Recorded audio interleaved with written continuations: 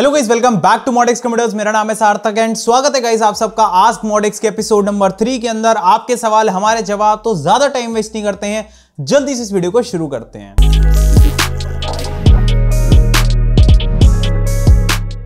चलिए शुरुआत करते हैं, बात करते हैं हमारे सबसे पहले क्वेश्चन के बारे में। तो ये हमसे पूछा है डेविल भाई ने। इन्होंने पूछा है कि with i5 12400F and RTX 3060 और 3060 Ti के साथ कौन सा मदरबोर्ड यूज करो 15,000 रुपीज के अंडर, एंड पावर सप्लाई कौन सा यूज करो। तो ये पूछ रहे हैं कि इस कॉम्बो के साथ में हमें कौन सा यहाँ पर मदरबोर्ड यूज करना चाहिए। तो मेरे हिसाब से 15,000 के अंदर जो बेस्ट मदरबोर्ड आता है आपका i5 12400F के लिए वो है MSI का Pro B660MA Wi-Fi DDR4। और बाकी पावर सप्लाई के बारे में बात करें तो आप 650 वॉट की जो है कोई भी यूज कर सकते हो। आप कॉर्सर के साथ में जा सकते हो, आप जो है कूलर मास्टर के साथ में जा सकते हो, या फिर आप EVGA की ले सकते हो। ये जो तीनों ब्रांड है बहुत ही अच्छी क्वालिटी रहती है। साथ ही डीप कूल की भी आप ले सकते हो अगर आपका थोड़ा सा बजट कम है और क्वालिटी भी अच्छी चाहिए तो आप डीप कूल के साथ में भी जा सकते हो। तो ये चारों ब्रांड्स की जो पावर सप्लाईज है हम काफी टाइम से यहाँ पर जो है लोगों को उनके सिस्टम के अंदर लगा करके दे रहे हैं, कभी कोई इशू नहीं आता, एकदम बढ़िया चलता है। अब अगला क्वेश्चन हमसे पूछा है मोहम्मद असद भाई ने पूछा है कि which cabinet is better, cooler master TD300 mesh और NZXT H510 flow in terms of ports, build quality, air flow. And वो कह रहे हैं कि उनकी डेस्क के ऊपर जो है स्पेस वगैरह नहीं है, तो इसलिए उनको जो है छोटे साइज की कैबिनेट यहां पर जो है चाहिए। अगर मैं आपकी जगह होता तो मैं यहां पर जो चूज करता कैबिनेट वो है कूलर मास्टर की TD300 मेश। वो इसलिए क्योंकि यार देखो इसके अंदर ना थोड़े बहुत ऑप्शंस आपको जो है एक्स्ट्रा यहां पर देखने को मिल जाते हैं, जैसे कि आप इसके जो है टॉप पर भी आप जो है यहां पर रेडिएटर माउंट कर सकते हो, जबकि जो NZXT की H510 फ्लो है उसमें टॉप पर जो आप रेडिएटर माउंट यहां पर नहीं कर सकते 240 mm का, आपको जो फ्रंट में ही लगाना पड़ता है। फ्रंट में शायद 280 mm तक का जो उसमें लग जाता है। बाकी TD300 मेश में अगर आप AIO यहां पर जो है माउंट करते हो तो आप टॉप पर जो है अप टू 280 mm का रेडिएटर माउंट कर सकते हो। साथ ही साथ में थोड़ी सी जो है वो मेरे को लुक्स वाइज और ज्यादा बेटर लगती है। बाकी NZXT का भी अपना खुद का एक यार एक काफी अच्छा यूनिक लुक है उसका, जो बिल्कुल मिनिमलिस्टिक वाला लुक है, तो कुछ लोगों को वो ज्यादा पसंद आता है। बाकी पर्सनली अगर मैं आपको बताऊं तो मेरे को TD300 मेश का जो थोड़ा सा ज्यादा पसंद आता है, उसकी फ्रंट वाली जो मेश है वो काफी अच्छी लगती है। बाकी क्योंकि कूलर मास्टर की तरफ से आती है तो उसके अंदर बिल्ड क्वालिटी भी काफी अच्छी मिल जाती है। बाकी इसका जो है मैंने मेन चैनल के ऊपर रिव्यू भी करा था, अगर आपको देखना हो तो आप जाकर के देख सकते हो। अब अगला क्वेश्चन हमसे पूछा है सचिन भाई ने पूछा है कि DDR5 और DDR4 रैम के बीच में जो है यहाँ पर कितना परफॉर्मेंस में डिफरेंस आता है, और क्या हमको जो है ये कंसिडर करनी चाहिए DDR5 रैम या फिर नहीं, अगर हम प्राइस के हिसाब से बात करें तो। क्योंकि भाई DDR5 जो है वो काफी एक्सपेंसिव है। मैं आपको बता देता हूं एज ऑफ नाउ यहां पर जो है बहुत ज्यादा परफॉर्मेंस में डिफरेंस नहीं आता है, अनटिल एंड अनलेस आप कोई बहुत ज्यादा अच्छी यहां पर जो मेमोरी DDR5 में यूज कर रहे हो, इसकी लेटेंसी कम हो, फ्रीक्वेंसी ज्यादा हो,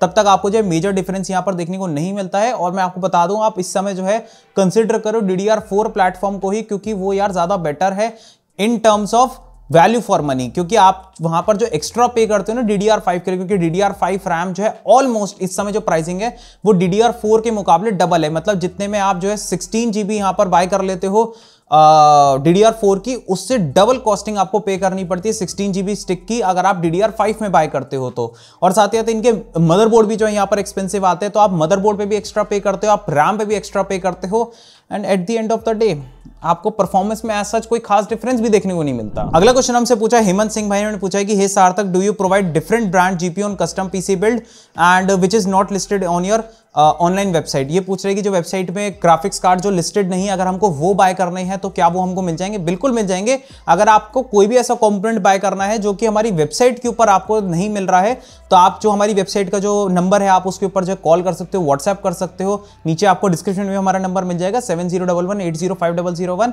जो सेल्स टीम है हमारी वो आपको बढ़िया तरीके से बता देगी कि भाई आपने जो चीज आपसे आप जो मतलब मांग रहे हो क्या वो चीज अवेलेबल है या फिर नहीं है तो उसकी क्या प्राइस है। तो आप डायरेक्टली उनसे भी डीलिंग कर सकते हो, कोई दिक्कत वाली बात नहीं है। क्योंकि कई बार क्या होता है नई नई कंपोनेंट्स जो है वो लॉन्च होते रहते हैं, वेबसाइट पर अपडेट होने में थोड़ा सा टाइम लग जाता है, या फिर कुछ चीजें वेबसाइट पर आउट ऑफ स्टॉक रहती है, बट हो सकता है फिर भी ऑन ऑर्डर बेसिस पे अवेलेबल हो जाए। तो आप जो कॉल या फिर व्हाट्सएप के थ्रू आप पूछ सकते हो। अगला क्वेश्चन हमसे पूछा है, काफी बढ़िया क्वेश्चन है, इन्होंने ईवो भाई ने पूछा है। इन्होंने पूछा है कि are power cuts harmful to the PC for example once every two days. ये पूछ रहे हैं कि मतलब एकदम से PC चल जाता है, मतलब एकदम से बंद हो जाए तो क्या वो हार्मफुल रहता है PC के लिए? देखो इसका जो मैं जवाब दूंगा ना वो अपने पर्सनल एक्सपीरियंस से दूंगा कि देखो ऐसा नहीं होता है कि आपका जो है PC खराब हो जाएगा। हार्डवेयर वाइज अगर मैं बात करूं तो ऐसा जो है कोई भी इशू नहीं आता है, क्योंकि मैं अगर पर्सनली बताऊं ना तो मेरा खुद यार PC हर दूसरे दिन में यार मतलब पावर कट की वजह से बंद होता ही होता है। क्योंकि मेरे घर का जो इन्वर्टर है वो इतना अच्छा नहीं है, जिस वजह से मतलब बीच में ना एक लैग आ जाता है, एक वो मतलब गैप आ जाता है, जो एकदम से जैसे इलेक्ट्रिसिटी गई और फिर आई तो बीच में एकदम से क्या होता है, एकदम से PC बंद होता है और फिर दोबारा चालू हो जाता है।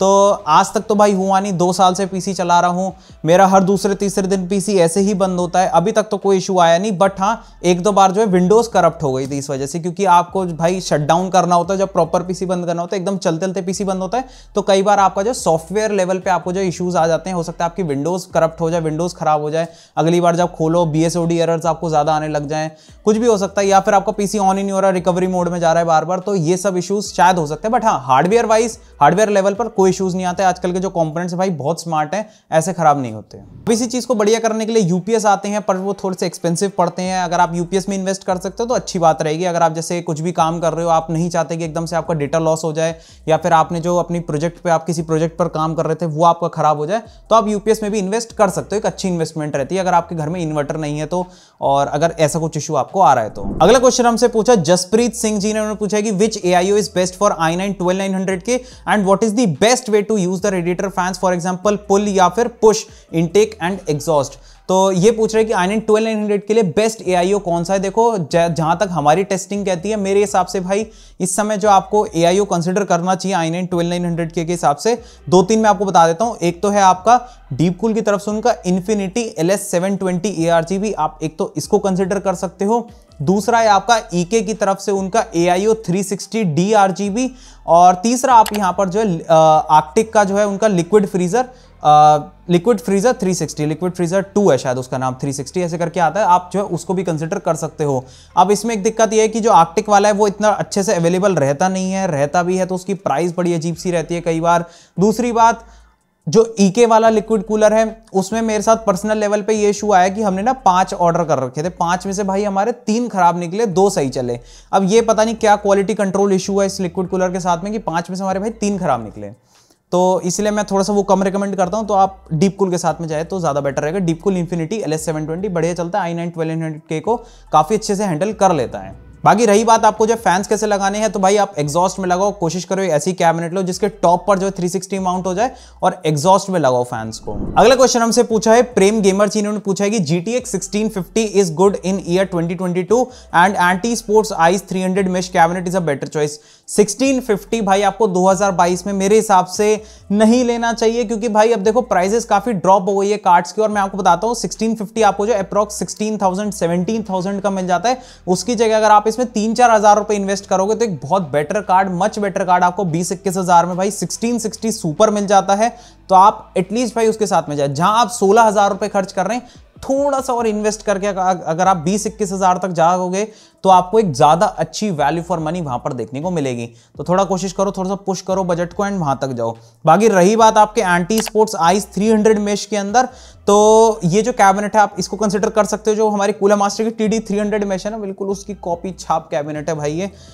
ऑलमोस्ट जो है वही वाले फीचर्स देखने को मिल जाते हैं। अगर बजट कम है, कूलर मास्टर के जितना आप पैसा नहीं खर्च करना चाहते, तो आप जो है जा सकते हो इसके साथ में भी, ऐसे कोई खास दिक्कत नहीं है। बट हाँ, थोड़े और अगर और इन्वेस्ट करोगे तो हाँ, इससे भी बेटर आपको कैबिनेट मिल सकती है। अगला क्वेश्चन हमसे पूछा है खुश नॉट ओपी जी ने, इन्होंने पूछा है कि will RTX 30 series pricing are going to decrease till Diwali और इन 1-1.5 महीने के अंदर, 1-1.5 महीने में क्या प्राइस ड्रॉप होगी RTX 3000 सीरीज की जो हमारे कार्ड्स हैं इसकी?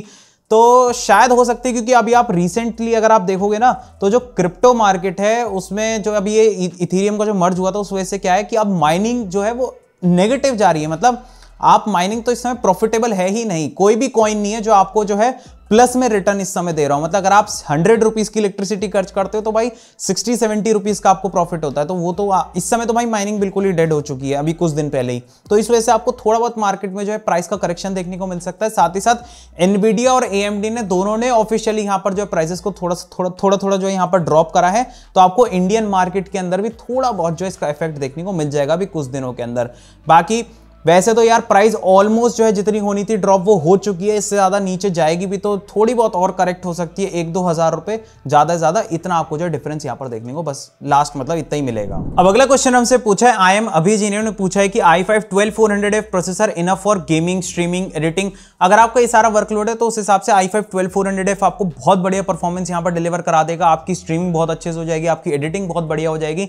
साथ ही साथ भाई गेमिंग के लिए तो मोर देन इनफ है, 6 cores are more than enough. Single core performance बहुत अच्छी मिल जाती है आपको i5 12400F के साथ में। तो इन सभी पर्पस के हिसाब से एकदम बढ़िया रहेगा। बट हाँ, अगर आप थोड़ा और इन्वेस्ट कर सकते हो प्रोडक्टिव लेवल का, अगर आपका वर्कलोड ज्यादा, आप एडिटिंग वगैरह थोड़ी ज्यादा करना चाहते हो, तो आप i5 12600K के साथ में भी यहां पर जा सकते हो। वहां पर आपको जो है कोर काउंट थोड़ा सा बेटर मिलता है और अच्छी बेटर आपकी जो है प्रोडक्टिविटी वहां पर जो काम है वो बेटर हो जाएगा, थोड़ी और मल्टीकोर परफॉर्मेंस बेटर मिल जाएगी। अब अगला क्वेश्चन जो हमसे पूछा है वो पूछा है 68 एडिट भाई ने। इनका जो सवाल है बड़ा ही कमाल है, आओ जरा बात करते हैं। इन्होंने पूछा कि सर आपके वेबसाइट से ऑर्डर देना चाहता हूं, बट मेरा क्वेश्चन एक है, अगर स्पिंग में कोई डैमेज हो गई तो, अगर स्पिंग में फ्रॉड हो गया तो, sir please answer my question, I am confused, not my question, my parent question, I am middle class boy, my PC price 1.5 lakh.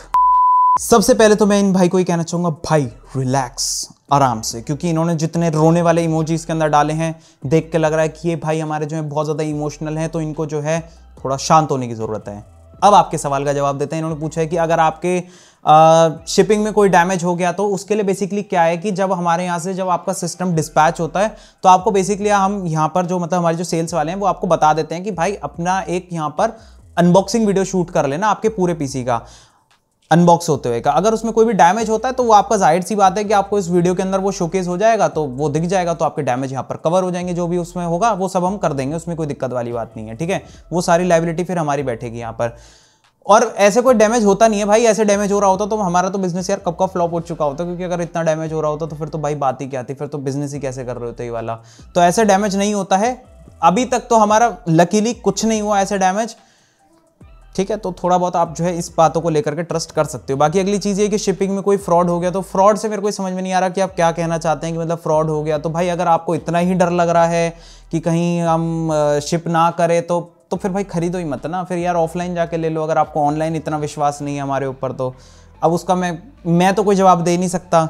ये तो भाई आपकी कॉल है कि आपको कितना ट्रस्ट है हमारे ऊपर, तो वो चीज़ आपको जो सोच के चलनी है। बाकी कोई दिक्कत वाली बात नहीं है। अगर आपको ऐसे कोई ऑनलाइन अगर आपको बाय करने में ट्रस्ट नहीं हो रहा है तो आप ऑफलाइन आके हमसे बाय कर सकते हो। अभी कुछ दिनों बाद हमारा जो है लगभग 15-20 दिन के अंदर हमारा ऑफलाइन स्टोर जो है वो नेहरू प्लेस के अंदर ओपन हो रहा है, तो आप जो है वहां पर भी आकर के डायरेक्टली डीलिंग कर सकते हो और वहां से आकर के अपना पीसी बाय कर सकते हो। तो इसीलिए भाई को मैं कहना चाहूंगा ब्रो रिलैक्स, ठीक है। ऑनलाइन भरोसा नहीं है तो आप ऑफलाइन आके हमसे पीसी बाय कर सकते हो।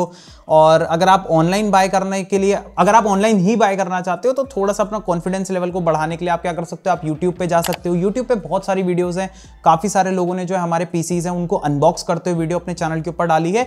मैं कुछ वीडियोस की जो लिंक है वो आपको डिस्क्रिप्शन के अंदर दे दूंगा, 5-6 वीडियोस का लिंक डाल दूंगा जिसमें लोगों ने जो है काफी अच्छी वीडियोस हमारी जो है अनबॉक्सिंग को लेकर के बना रखी है, जिसमें आपको काफी सारी तारीफ भी हमारे बारे में देखने को मिल जाएगी। तो उस वीडियो को जरूर चेकआउट करें, लिंक नीचे डिस्क्रिप्शन में आपको मिल जाएंगे। अगला क्वेश्चन हमसे पूछा है सज्जन जी ने पूछा है कि सार्थक भाई hello, I want to ask that how can I change the thermal pads और thermal paste of my GPU without voiding the warranty and is it safe. भाई देखो पहली बात तो ये कि वारंटी वॉइड किए बिना आप thermal pads thermal paste change नहीं कर सकते हो, क्योंकि भाई जीपीयू के ऊपर रहती है सील। अगर आप या तो स्क्रू के ऊपर रहती है या फिर कई बार क्या होता है पीसीबी और जो कूलर आपका जो होता है ना उसके बीच में रहती है एक सील, अगर वो भाई सील खुल जाती है या फिर सील वो ब्रेक हो जाती है तो आपकी वारंटी उसी टाइम वॉइड हो जाती है।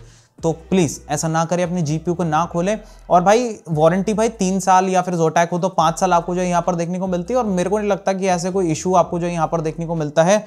अगर आप नॉर्मल कंडीशन में अपना पीसी यूज कर रहे हो, अच्छा एयर फ्लो आपके सिस्टम के अंदर, तो मेरे हिसाब से आपको जो है हीटिंग को लेकर कोई इशू नहीं आना चाहिए। तो इसलिए मैं तो रिकमेंड बिल्कुल भी नहीं करता कि आप जो है ओपन करो, या फिर आपको अगर हीटिंग का इशू आ रहा है तो आप वारंटी में जमा कराओ भाई अपने ब्रांड के पास, तो ब्रांड वाले आपको जो है सही करके देंगे। अगर उसमें कोई भी इशू होगा तो आपको कार्ड के अंदर, तो खुद से एक्सपेरिमेंट ना करें, नहीं तो वारंटी भाई वॉइड हो जाएगी। अगला क्वेश्चन हमसे पूछा है क्रिएटर स्मार्ट जी ने पूछा है कि इस बार भाई रिप्लाई कर देना, लास्ट टाइम नहीं कर पाए थे। ब्रो AMD की न्यू सीरीज AM5 सॉकेट पे है एंड इंटेल की नेक्स्ट 13 जनरेशन जो है वो LGA 1700 पे होगी, तो 4K video editing which processor will be good as a future upgrade option, also AMD 5600X या फिर i5 12400F। मैं यहाँ पर ये बोलूंगा कि भाई आप जाइए i5 12400F के साथ में, क्योंकि वो LGA 1700 सॉकेट के ऊपर है। तो आप जो नेक्स्ट जनरेशन जो हमारी 13th जनरेशन है इंटेल की, आप जो है उसके अंदर अपग्रेड कर सकते हैं। जबकि आपका जो 5600X प्रोसेसर है वो AM4 प्लेटफॉर्म के साथ में होगा, आप उसके अंदर जो नेक्स्ट जेन AM5 वाले जो आपके सीपीयू है, जो Ryzen की 7000 सीरीज है, आप उसमें अपग्रेड नहीं कर पाएंगे। तो आप जो है 12400F के साथ में जी अपग्रेड ऑप्शंस आपको ज्यादा यहां पर देखने को मिलेंगे। मदरबोर्ड एक बार में अच्छा ले लेना जो कि i7 जो है आराम से यहां पर हैंडल कर ले, तो आप इन फ्यूचर का कोई जो यहां पर i7 होगा, जैसे कि 13 जेन जो i7 होगा आप उसको यहां पर लगा सकते हो। वैसे भी 13 जेन अब जो है लॉन्च हो चुकी है, आप उसके अंदर देख सकते हो उन्होंने ई कोर्स काफी बढ़ा दिए हैं, परफॉर्मेंस काफी एनहांस हुई है, तो आप उसमें बाद में जो इन फ्यूचर अपग्रेड कर पाओगे। और साथ ही साथ में वो आपको चीपर भी पड़ेगा क्योंकि वहां पर आपको DDR4 रैम का भी सपोर्ट देखने को मिलेगा, जबकि आप जो Ryzen की 7000 सीरीज वहां पर आपको DDR5 रैम लगानी पड़ती है। और प्लस जो आपको पूरा प्लेटफॉर्म ही चेंज करना पड़ जाएगा, वहां पर मदरबोर्ड भी नया लगाना पड़ेगा 7000 सीरीज के लिए, तो इसलिए आप जो है i5 के साथ में जाएं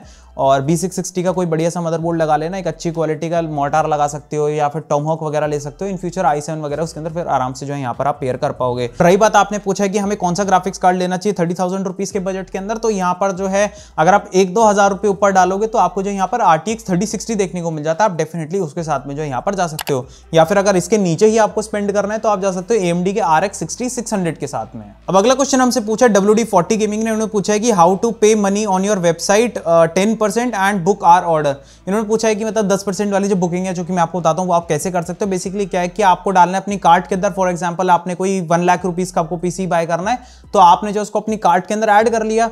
कार्ट के अंदर ऐड करने के बाद आपको जब चेकआउट वाले पेज पे जाओगे ना, जहां पर आप जो है पेमेंट का जो ऑप्शन आते हैं वहां पर, तो उसी के ऊपर जो है आपको वहां पर जब आपका फाइनल वहां पर एक समरी सी दिखेगी, उसके नीचे होगा पे ओनली 10% वाला ऑप्शन, जहां पर आप अपना एड्रेस फोन नंबर वगैरह डालते हो ना, उसी पेज पे आपको साइड में पे ओनली 10% का ऑप्शन मिलता है। उस पे सिलेक्ट करते ही आप जो है 10% में अपनी पीसी की बुकिंग कर सकते हो। और बाकी जो रिमेनिंग 90% है, जब आपका पीसी रेडी हो जाता है डिस्पैच से पहले आप जो है बाद में 90% यहां पर कर सकते हो। जब आपके साथ में फोटोज वीडियो सब कुछ शेयर हो जाएगी और जब आप फुली सेटिस्फाई हो जाओ, आप बाद में जो है 90% यहां पर जो है बिफोर शिपिंग यहां पर कर सकते हो। अब अगला क्वेश्चन हमसे पूछा सौविक दास ने पूछा है कि suggest me ATX plus 12 gen plus DDR4 motherboard under 25 to 27,000 rupees. तो यहां पर जो है 2 ऑप्शन आपको जो है काफी बढ़िया देखने को मिल जाते हैं। मतलब जो आपने यहां पर चीज बताई कि 12 जेन हो, DDR4 हो, साथ में 25-27 हज़ार रुपए के बीच में आपको चाहिए, फुल साइज ATX हो, तो यहां पर जो आप जा सकते हो MSI के Z690H गेमिंग वाईफाई DDR4 के साथ में। एक साथ ही साथ में यहां पर आता है ASUS की तरफ से उनका TUF gaming Z690 plus wifi D4। ये 2 ऑप्शन जो है काफी बढ़िया, आप इनके बीच में जो है चूज कर सकते हो। सो गाइस यही थे भाई आपके सवाल, हमारे जवाब। बाकी अगले एपिसोड के लिए जो अगर आपको क्वेश्चंस पूछने हो तो आप जो है नीचे #AskModX का यूज करके अपने क्वेश्चंस को पूछ सकते हो। मिलेंगे गाइस अगले संडे एक और नए आस्क मॉडेक्स के एपिसोड के साथ में। बाकी उससे पहले चैनल को सब्सक्राइब जरूर करके जाना और वीडियो को लाइक जरूर कर देना, ठीक है। मिलेंगे ऐसे कोई वीडियो के अंदर एक और नए कमाल के टॉपिक के साथ में, तब तक के लिए यार थैंक्स फॉर वॉचिंग।